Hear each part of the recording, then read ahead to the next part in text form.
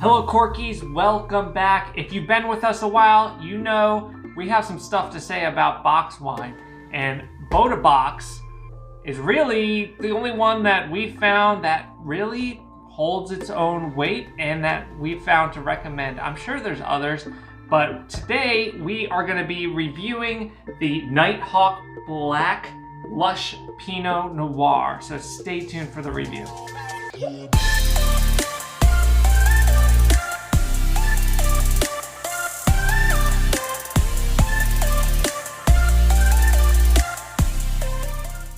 Hello everybody, welcome back to corkandjava.com. I'm Billy, and we all know you're supposed to get joy and fascination from even the little things in life that most people take for granted. So here at corkandjava.com, we're here to expand and enrich your experience with all of your favorite beverages through coffee and wine, reviews, and how-tos. So if that sounds interesting to you, consider hitting that subscribe button down below and that little bell so you're notified when all of our future videos come out.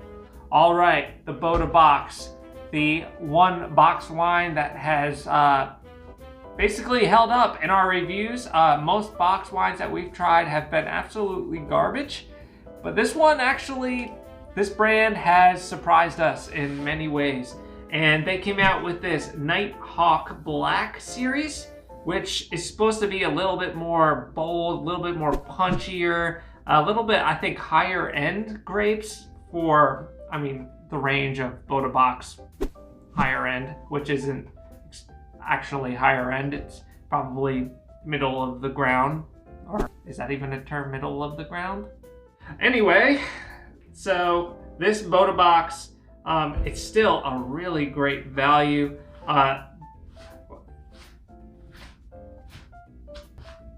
Yeah, so this is supposed to be equal to 4 bottles of wine. I picked it up for $20. So this is definitely gonna be in our best wine under $20 series. For the amount of wine you're getting, this is equal to a $5 bottle. And that is one of our biggest benefits of boxed wines. And we've gone over the benefits of boxed wine in our boxed wine video, but I'll quickly recap some of the good benefits. You're getting a really good bang for your buck. There's a lot less overhead that goes into box wine, just a plastic bag with a cardboard box. There's no bottle, there's no cap, there's no sealing, there's no cork or any of that. It's just a simple box of wine. And another pro is it lasts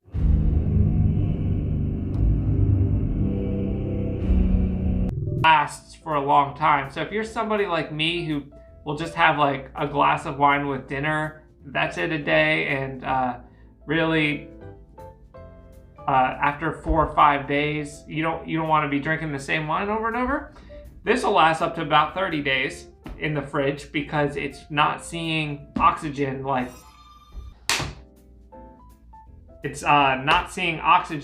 a opening a normal bottle would. This is pretty much sealed the whole time, and it's got a neat little kind of valve here. But yeah, that's pretty much it. I'm gonna get right into pouring it. Kind of want to pour it so you can see it. There we go. Just a little bit there. I have been drinking this for a few days now, and I've been keeping in the fridge.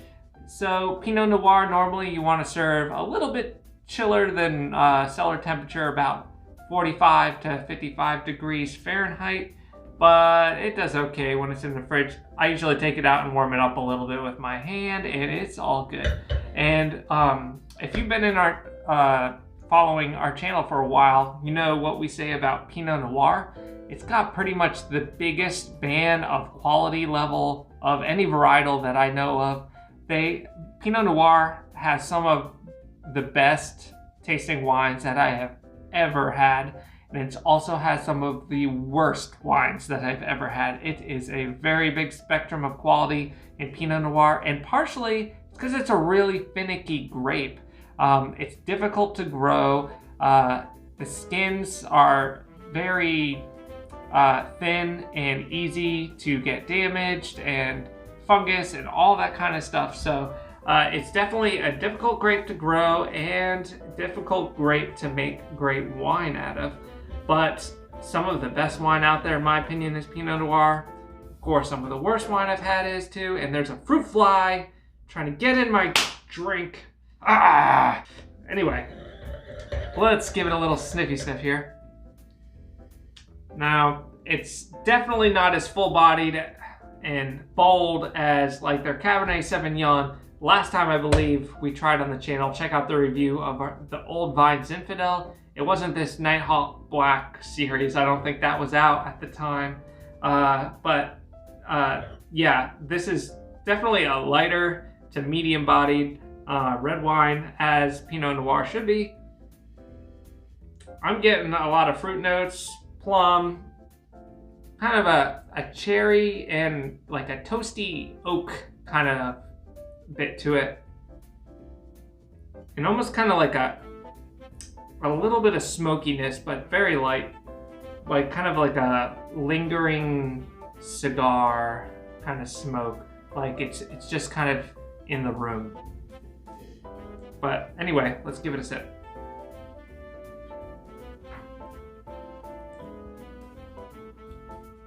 I love the balance of this one. It's got a really nice acidity mixed with very, very light off sweetness.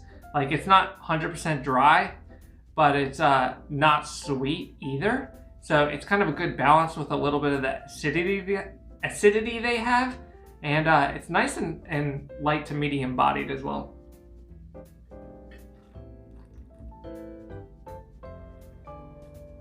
Light on the tannins, as you would expect from a Pinot Noir. What I forgot to mention is the color. It's a little darker than most Pinot Noirs that I've had. It could be because they might mix it with a little bit of something else. It might not be 100% Pinot Noir.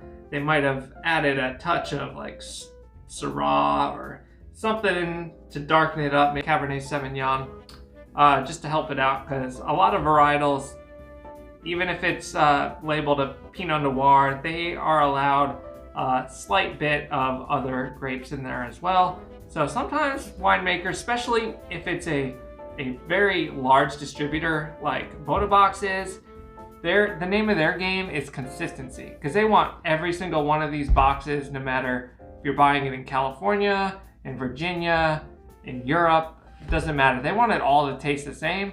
So they gotta make sure that they are being consistent, and sometimes they gotta, make sure that they have a little bit of a blend in there to make sure it's just gonna be the same every time. So that's what I suspect with the color, what's going on. But overall in the taste and the characteristics, it's still coming across very much standard Pinot Noir to me. Yeah, so overall, I enjoy this. I would say this is like an excellent, just everyday table wine. It's nothing that's gonna blow your socks off by any means. It's very approachable, and especially if you're kind of newer to wine and you're trying to get into reds, this one might be a good one to start with because it's not super tannic. It doesn't really pucker up your mouth and get really kind of those bitter tannin notes that a lot of beginners don't really enjoy too much. So this one's a lot lighter in that area, and especially if you're chilling it down in your refrigerator or something like that, it's gonna mellow it out even more and be a little bit even more approachable. Of course, the colder you get, you're gonna sacrifice a little bit more of the complexity and the aromas you're gonna get from it. So keep that in mind as well. Let me know down in the comments section if you've ever had a Bota box wine and what was your experience, or any other box wine for that matter. I'd like to know your box wine stories down in the comments below. Oh, and hey guys, make sure you're checking out that link down below for the California Wine Club. It is an awesome way to kickstart your wine experience, or if you're buying it for a gift for someone, to really jumpstart your way into appreciating wine and bringing your knowledge of wine to the next level. They're going to be sending you various wines every month, and basically a whole magazine that is telling you all about the wine and the vineyards and winemaking process that went along with those, just really helping you understand the terroir, or the land which that wine comes from, and really helping you gain a better appreciation for wine. And that's what will help you grow and help you enjoy wine even more.